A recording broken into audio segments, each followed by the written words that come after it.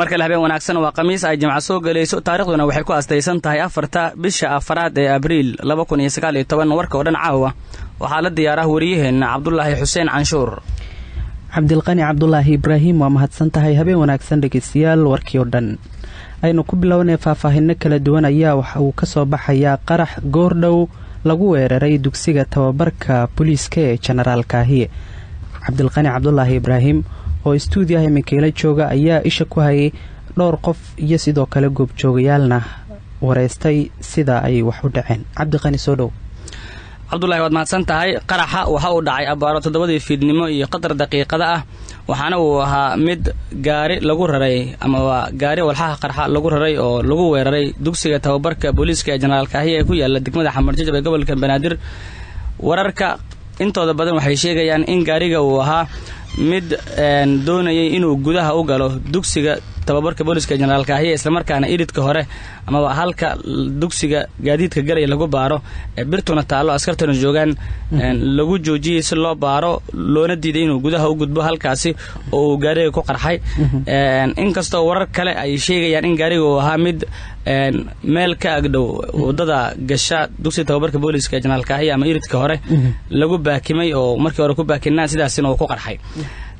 dadka kala duwan oo qaarkood ay askar yihiin oo la xiriiray waxay noo sheegeen in askar iyo dad shacab ah oo goobta ka agdhow ay ku dhinteen qaar kalena ay ku dhaawacmeen sidoo kale qaraxa waxa uu geystay burbur gaaray goobo ganacsi oo dukaamo ka samaysnaa jingadaha oo goobta ka agdhow halka uu ku qarxay waxa wararka ay inta ku darayaan in ididka hore iskool booliisiya xilligaasi askarta aad loo adkay amaanka cabsi badan ay jirtay si dad badan ay la hadalnay inoo sheegeen marka gaariga halka uu ka yimid in aan baarno aan isku daynay hadii ay tahay dhanka wadada kilometer 4 iyo dhanka kaleba ma aysan noo soo tagalin inaan si rasmi ah u ogaano waxaana qaraxan caawa dhacay lagu weeraray dugsiga tababarka booliiska General Kaahiye oo imaanaya 24 saac kadib markii taliska booliiska Soomaaliya ay soo saareen digniin ku aadan in magaalada ay ku jiraan gaadiid qarax ay ku raran yihiin iyagoona tusaale u soo qaatay sawir ay soo bandhigeen oo gaari nooc baraado ahaa marka xaaladda ammaan ee Muqdisho ayaana ahayd maalmihii u dambeeyay mid aad loo adkeynay waayahay nooca gaariga saraakiisha booliiska dad la hadashay dad goob joogayaal ah ku sheegeen wali cid si rasmi ah waxa xaqiijin karta maysan maanan la kulmin oo maanan la xiriirin waxa wararka ay sheegayaan cid kasto aad gaari wax ka weydiisan in gaariga uu qarxay waxa ka arki karaan ay tahay haraaga gaariga oo kaliya Cabdiqani waa mahadsan tahay wixii ku soo kordha dhageystayaal waxaad ku maqli doontaan wararka iyaga iyo barnaamijka xog wareysi 9 iyo qadar 30 daqiiqo haduu ay baraali ka noqdo xukuumadda Soomaaliya waxay gudoomiye cusub u magacawday bangiga dhexe ee Soomaaliya kadib markii ay dhamaatay muddadii xilhaynta ee gudoomiyihii hore ee bangiga dhexe golaha wasiirada xukuumadda Soomaaliya ayaa kulan ay maanta ku yeesheen magaalada Muqdisho waxay ku ansixiyeen magacaabid gudoomiyaha cusub ee bangiga dhexe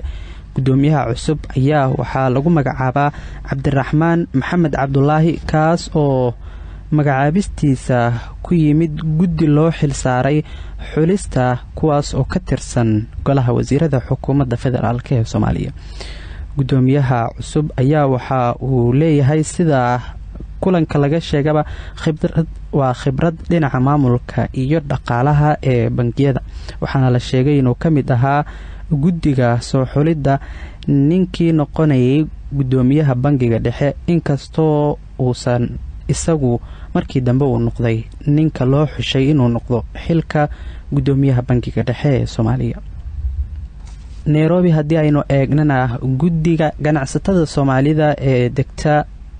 isli magaalada Nairobi ayaa waxay ku dhawaaqeen shaqo joojin waxaana dhanka kale jira walaac badan oo ay ganacsatadu qabaan taas oo ku aadan kordhinta canshuuraha dawladda wadankaasi ganacsatada Soomaalida ay ku kordhinayso Maslax Abuukar Xaaji wariyaha idaacadda kulmiye ee wadankaasi ayaa Nairobi warkan inooga soo diray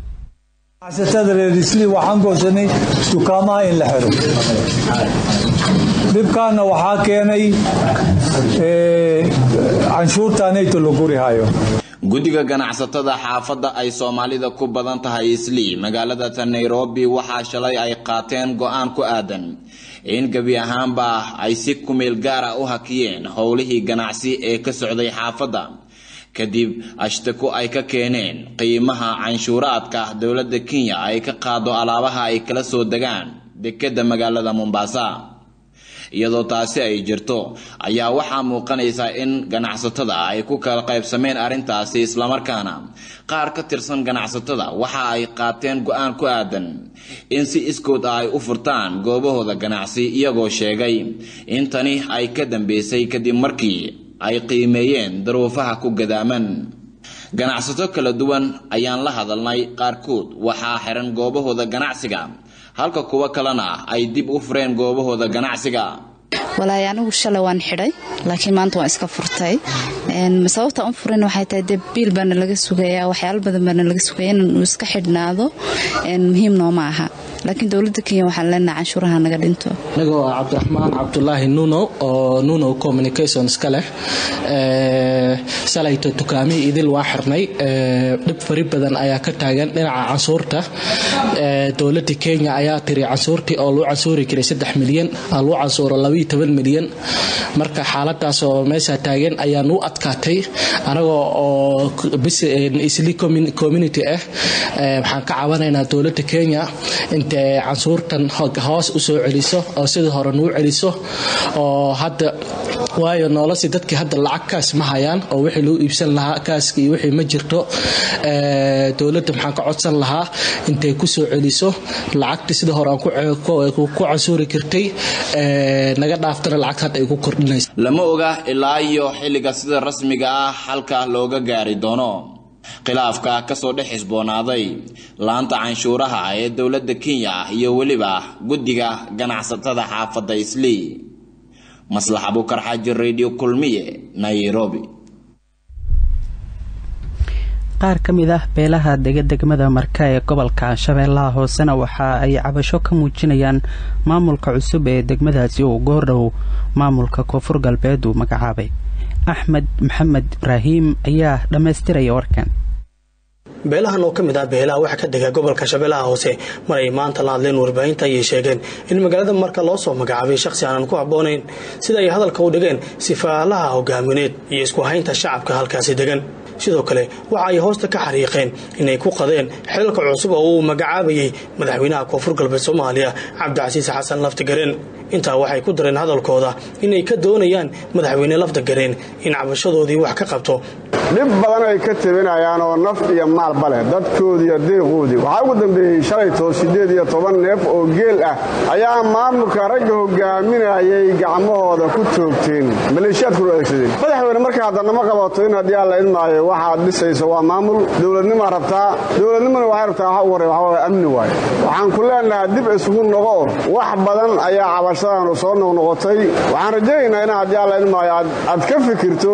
ma aan inaan qof diidayno shakhsi aan diidayno iyo shakhsiyaad deegaan aan nahay baawar qaybsigaan qabiyadnahay oo nala siin baawarkana yar aan siin aan ku lahayn haday xildhibaan tahay iyo haday wasiir tahay iyo haday tahay magaci nala kama siin maamulkii wax ayadoo sidaas halaqna loo soo magacaabay Laftagareen madaxweyne Marka yaa soo magacaawaday sifiisigi waa kee madhirnagiba madax sumcad lahaa madiyaad kala tashatay colaad waa diidaynaa anigu colaad ma ogolin raali kama nihin dawladda dhexe inay abuurto raali kama nihin wax kasta waxaan rabnaa inay ku dhamayso wada hadal iyo cid kasta xuquuqda ay ku leedahay statekaas in laga siiyo inaad arintaas hoos u dhuga doonto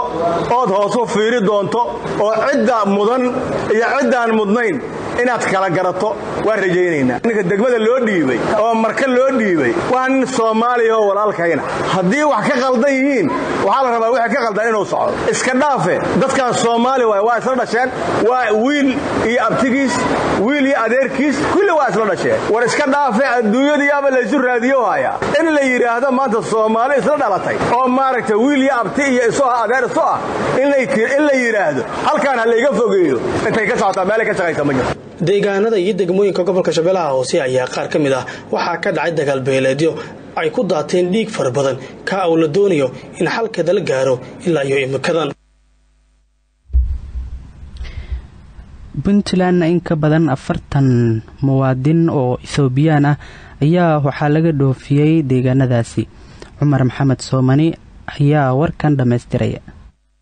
wararka idaacadda kulmiye ay ka helayso magaalada Boosaaso ee xarunta ganacsiga maamulka Puntland ayaa sheegaya in maanta garoonka diyaaradaha magaalada Boosaaso laga dhoofiyay 43 muhaajiriin oo u dhashay wadanka Itoobiya.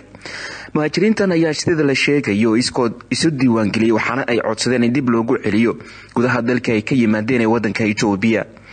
wasaaradda arrimaha gudaha maamulka Puntland oo kaashanaysa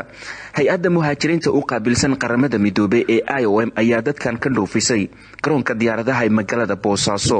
Puntland ayaa maalmihii ugu dambeeyay waxay waday qorshayaal dib loogu celinayo muhaajiriin tiro badan oo ku nool gudaha magaalada Boosaaso,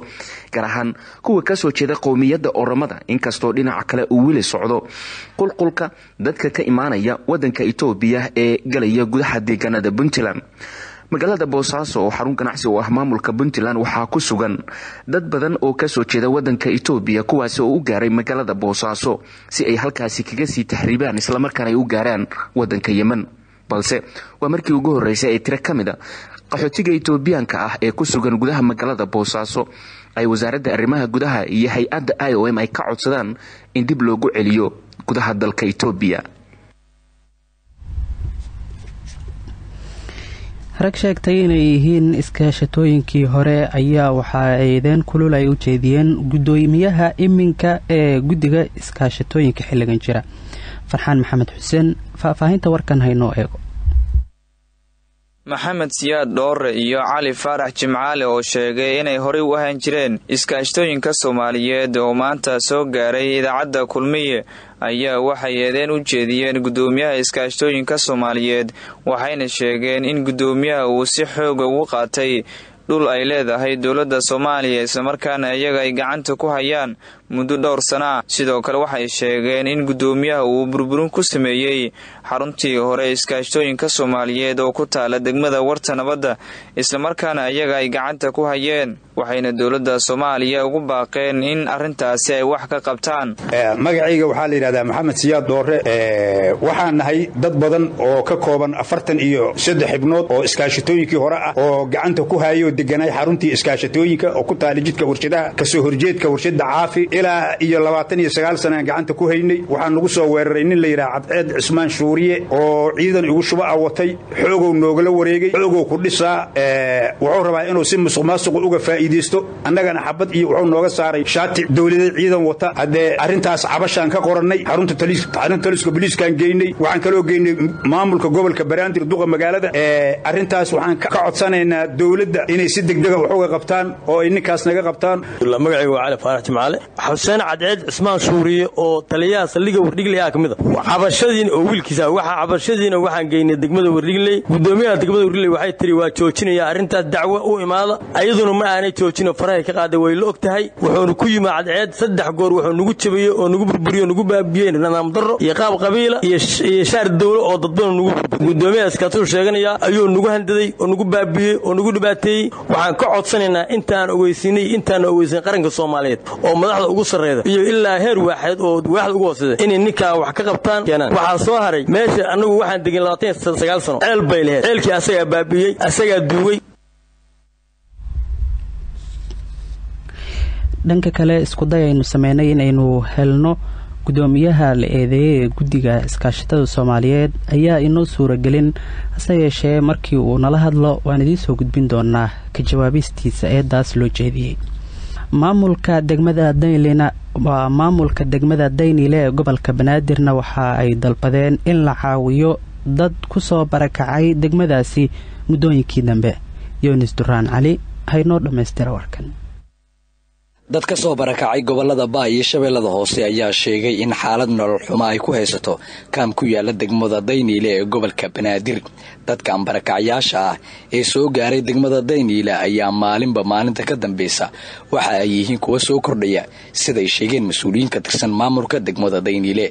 deegaanada ay dadkan ka soo barakaceen ayay ku sheegeen in kamid yihiin deegaano ku yaala gobolka Shabeellada Hoose iyo Baay kuwa ay uga soo carareen xaalad nolol xumo ka jirta goobahaas qaar iyo dagaalo u dhaxeeya ciidamada dawladda iyo shabaab oo deegaanada qaar ay ka soo baxeen ka taagneed. dadkan ayaa maamulka gobolka banaadir iyo dowladda dhexe ka dalbaday in ay wax la soo gaaraan iyagoo intaa raaciyey in aysan haysan adeega aas-aasiga ah ee nolosha ku tiirsan tahay sida hooy biyo iyo musqulo qaar ka mid ah dadkan oo la hadlay warbaahinta ayaa waxay sheegeen sidan waxaan ka hadlaa meeshaan 8 bilood baan jooga aarafan baan imid wax hadda uu ka haysano ma jirto nolol daro nafaq daro aan ku baaba'nay waxaan ka imaaday jambulul xaqiis waxaan oo imaan dhib iyo dhibaato inta waxaan oo imaaday inay ilaahay igu daryeelo masaakiinna male igu maamulo waxna aan helo aan u imid inta dhib baahida biyaha naxariis darada nafaq la'aanta aqdib waa yeelan nahay mashaqeeysa korni ilaahan wax ka sugoona umad rasuulkan wax ka sugoona okay maamul gobolka banaadir waxa uu sheegaynaa annagoo naafada ah haddana qaxootiga dadka u liita ah in maaragtay wixii annaga noogula talagalay aan wali degmada deegaanka noogula keenin maamul noogula soo dhiib maamulka timirta wax la soo gaar malaha degmooyin kalena waa laga bixinaya indheeyga waxaan saaray dawladii dagaalkii ka barakaani dagaalkii ko koyn walna awoodna haysan